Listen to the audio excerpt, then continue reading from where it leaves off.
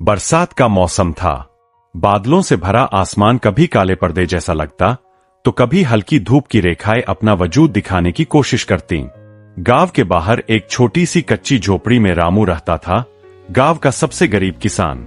उसके पास केवल आधा एकड़ जमीन थी, जो भीगी मिट्टी की तरह हमेशा मोहभंग कर देती थी। जब फसल अच्छी होती तो जिंदगी थोड़ी महकती, और जब नहीं होती तो जैसे पूरे परिवार के लिए भूख भी एक त्योहार की तरह मनानी पड़ती, हर दिन, हर रात।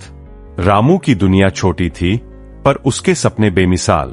वह गरीब था, पर उसका दिल उतना ही अमीर था। गांव में सब उसे जानते थे, उसकी सादगी, उसकी मेहनत और उसकी हंसी को। लेकिन सबसे ज्यादा अगर कोई उसे जानना चाहता था, तो वह थी सुनैना। सुनैना पास ही के जमींदार ठाकुर जगन्नाथ सिंह की बेटी थी। गोरी, सुघड़, हंसमुख और बेहद दयालु। ठाकुर के घर में वैभव की नदी बहती थी, पोष, पैसे, लोगों की भीड़, नौकर चाकर। पर सुनैना, वह तो जैसे उन सबके बीच खिला हुआ एक कमल थी, शांत, पवित्र और सरल। पहली मुलाकात फसल कटने के दिनों में हुई थी। रामू खेत से भूसे की गठरी उठाए पगडंडी से गुजर रहा था, तभी सामने से आती बैलगाड़ी को देखकर वह फिसल गया और सारी गठरी वही बिखर गई।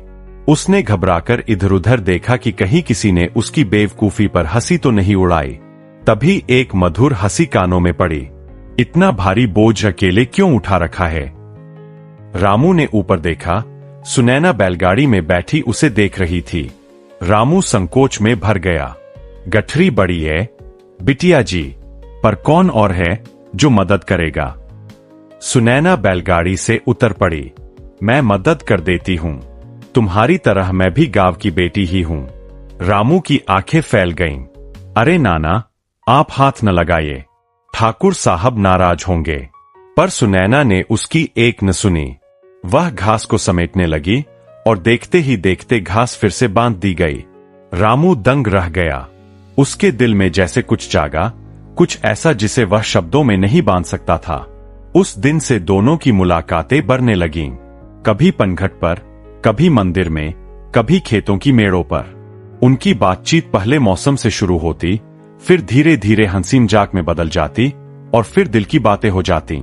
सुनैना को रामू का फसलों के बारे में ज्ञान, उसकी मेहनत और उसकी सादगी खींचने लगी। रामू को उसकी मुस्कान, उसकी करुणा